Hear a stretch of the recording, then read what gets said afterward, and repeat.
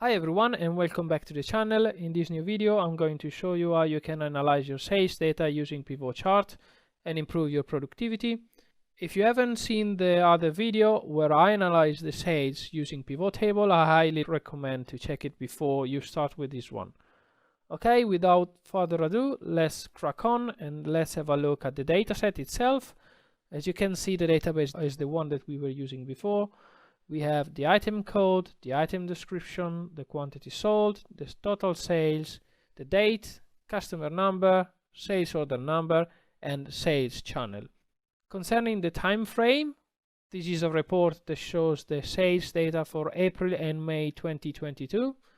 As I mentioned before, we do have two different sales channels, a website sales channel, so direct to consumer sales, and a retailer sales channel, so business to business sales. Regarding the type of product that the company is selling right now, those are simple consumer staples, so like Unilever and Procter & Gamble products. And we can also check that the database has more than 4,000 lines.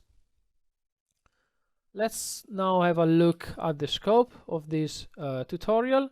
So what we want to do is create pivot charts to show a weekly sales value by item using a filtered view, the top 10 selling items by week, the top 3 customers for each channel, and the revenue split for each month between channels. So before starting with the first task, let's talk a little bit about pivot chart and pivot table and what's the main difference between the two. So pivot table are simply tables, whilst pivot charts uses pivot table to aggregate items and perform sums, averages, and other statistics for then visualize the outcomes. This improves the readability of the results and make it easy for you and your audience to get significant insights. Okay, cool. So let's crack on with the exercise. As you can see, most of the tasks are referring to visualize the data with a specific time aggregation. So I have to aggregate the data by week and by month. So what I have to do before starting with the first pivot chart is introducing the week and the month to help me with the report. So I can simply add two different columns, the first one called week and the second one called month. And then to keep it consistent, I can simply copy and paste the format on the header. So now I can use the ISO week number to return the week number in the year for a given date. So I simply double click the formula and then I click on the date. And this is the weekly number associated with this date. I can do a similar thing for the month using the month function. So this function returns the month instead. So I double click the formula and I select the date. So a quick check, as you can see, the month is the 4th month of the year, so April, and I'm happy with that. I double click and expand the formula down to the bottom of the file, and if I scroll down, what I can see under the month column, I can only see the 4th and the 5th month appearing. And this is in line with the time frame. Okay, now the data set is ready, and what I can do, I can simply move to the first task. So we are going to create a pivot chart to highlight the weekly sales value by item with a filtered view.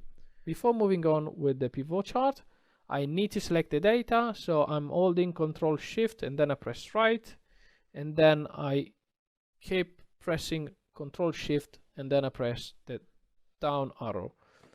So I go then to insert, and this time I'm not clicking on pivot table, but I'm moving directly to pivot chart. Same as the pivot table, when you create a pivot chart, this message pops up. The table range is already selected, and you can choose either a new worksheet or an existing worksheet to create your pivot chart. So I simply go ahead and create the pivot chart into a new worksheet. So now, as you can see on your worksheet, you have two different parts. You have a pivot table, which the system will use to generate your pivot chart. So on the right hand side of the screen you have your pivot chart fields. So same as we did in the other video, what you can do, you can drag the relevant fields into the relevant square and in order to create your pivot chart. So weekly sales value by item. So what we need to do, the first thing is drag and dropping the item code into the axis. So we mentioned that we want to create a filtered view. So with that I mean that I want to be able to filter by week the sales. So what I'll do is I'll drag and drop the filter into this column. Then I'll drop the total sales value into the values. So as you can see, the table looks a bit messy. However, if we move to the filter here and we select this checkbox here, we are now able to filter by week, and the system will refresh and return the value based on the week. So if I select the week 13, those ones are the sales occurred in week 13. We can of course adjust the pivot and all the values. So for example, I want to expose the value in with the right format. So if I simply click on here and I go on value field setting and then I select number format, I can choose currency and then choose the relevant currency. So in this time for me the sales are recorded in pounds, so I'll select the GBP sign and then I click OK and OK again. So now as you can see, the table is refreshed. Also what I can see is that in the sales are not ordered by top to bottom, which could be ideally something that I want to do. To do that, I can simply go on the column B, right click and then select sort and select from largest to smallest. So in this way the table is refreshing and returning the data accordingly. The flexibility around the pivot chart is more or less the same that we saw with the pivot table. We can easily play with the report and introduce other fields to increase the readability of the chart. For example, I can change the filter to select a different week or adding another week. So I can simply go here and select another week. The system will return the different values, or I can easily go back and select more than 1 week and I will have the same results.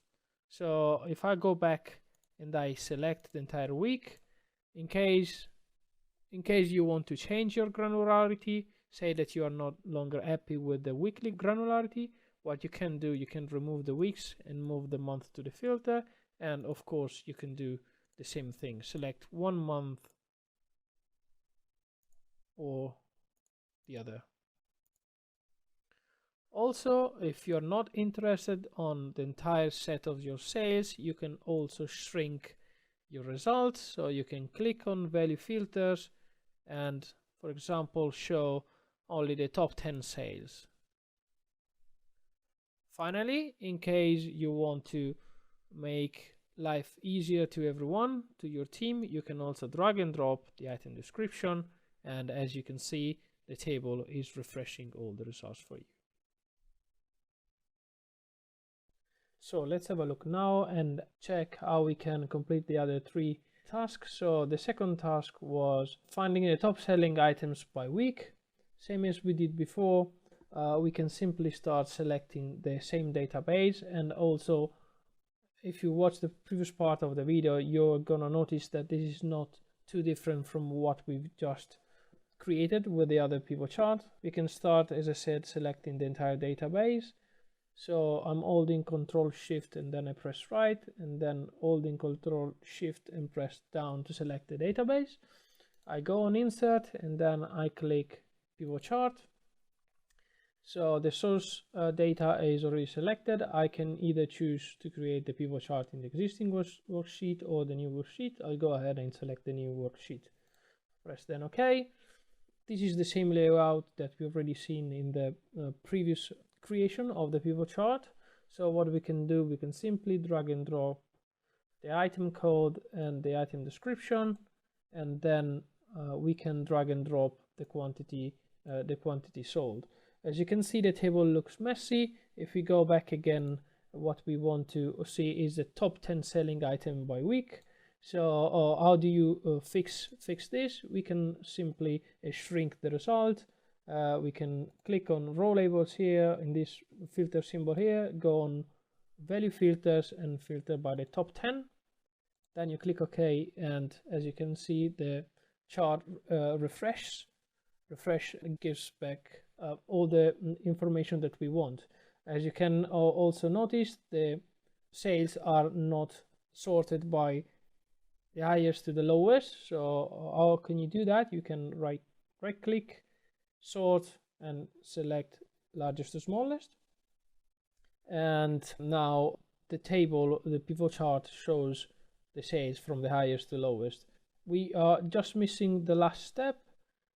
Since this table is filtering and aggregating the data for every week, we can simply drag and drop the week into the filters, and you can see that now the filters appear at the top of the pivot table.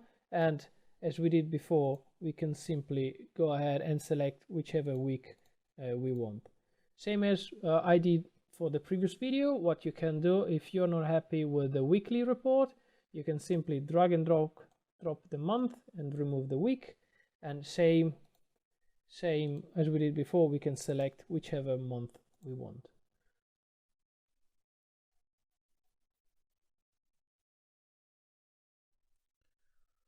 Let's go back now to the main table and carry on with the task.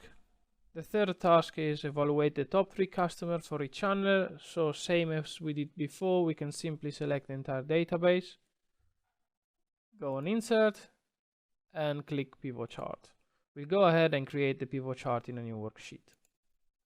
So we are not specifying whether we want to analyze volume of sales or revenue associated, but in this case, we'll go ahead and we'll do both.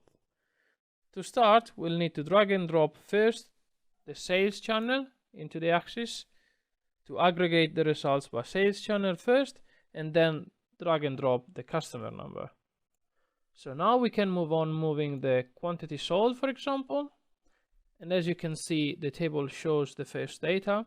However, we are not able to filter out by the top 3 customer. We can do it simply introducing the pivot table option, display, and classic pivot table layout.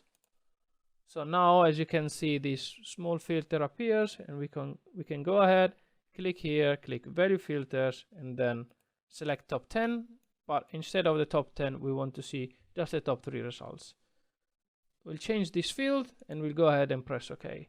So the table is now refreshing the data.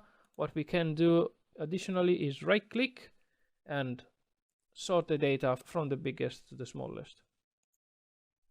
In case we'd want to analyze the top 3 customer using the sales value instead of the quantity, what we can do, we can simply drag and drop the sales value and remove the quantity sold. So now, as you can see, the table is not filtering anymore for the top 10 customer. What we can do, we can simply go ahead and click on the filter, click on value filter, and then instead of filtering by the top 10 result, we can simply select the top 3 result. Same as we did before, the table is not sorted by the highest to the lowest sales. We can go ahead right clicking on the value and then select sort and sort from largest to smallest. Finally, just to make the table a little bit more clear, what we can do, we can format the total with the right currency. So we can simply left click on the values and go on value field settings, click on number format, currency, and then select the currency. In this case, I'll go ahead and select British pound, click OK, click OK again.